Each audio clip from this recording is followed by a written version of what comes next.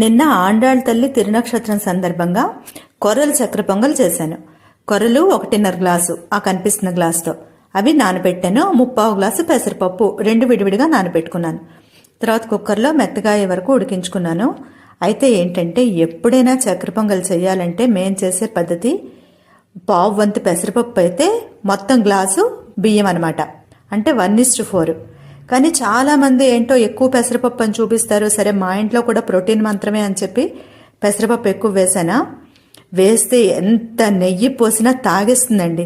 అందుకని పెసరపప్పు సరిగ్గా కొలతలతోటే వేసుకోవాలి. సరే, నిన్న 2 గరిటెలు బ్రౌన్ షుగర్ వేసి తర్వాత లాస్ట్లో నేతిలో జీడిపప్పు కిస్మిస్ వేయించి వేశాను. ఇంకా ఈరోజు అయితే రాత్రి డిన్నర్కి మా వాడు కొర్రలతో పోపు పొంగల్ చేయమన్నాడు.